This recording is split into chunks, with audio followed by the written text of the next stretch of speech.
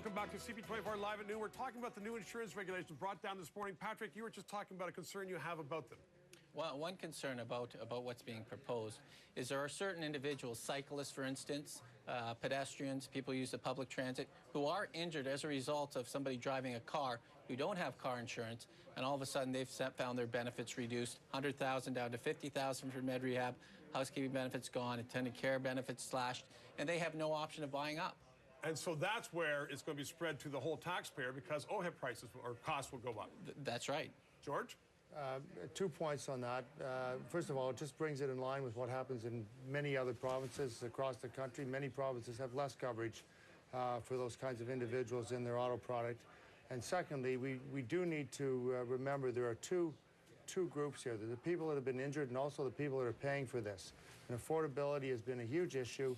People have had to make choices. What Patrick says is right, but in the grand scheme of things, maybe that's a choice that you make, realizing that you basically have a very rich, no-fault medical system in place for all Ontarians, regardless of whether they're in a car or not. Patrick, you're being very thoughtful about that. George's response. Oh, and part of George's points are correct as well.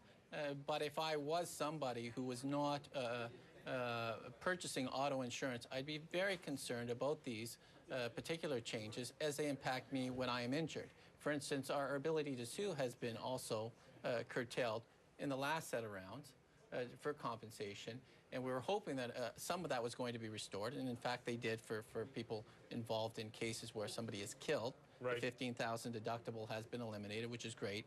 If you're injured in a car accident and you sue for pain and suffering, we were hoping that the government would step up and reduce those deductibles, which are presently at $30,000. What they did was that they reduced it to $20,000 if you opt into that type of benefit. How else? You were in the briefing this morning up in Queen's Park. What other aspects of these regulations can you tell us about that are going to reduce cost to the consumer? Well, we'll see how much they reduce cost to the consumer, because it'll be up to the consumer whether or not they're going to buy in or buy up. It's the whole thing then about the fact that there's less insurance and therefore it's going to be cheaper. George has said that the cost will go down when these are brought in about a year, George? I think it's reasonable to expect it'll be introduced. The government's targeting the summer of 2010, so let's say July 1. Okay, and the cost will go down. But that's all it is. They just reduce the coverage, is it, Patrick? Yeah, they water down the product. It's not just reduced coverage. There's increased choice. For example, I'm one of the few people in Ontario that buys an optional med rehab benefit today. I actually buy $1 million. And I'll continue to buy $1 million because I think I might need that.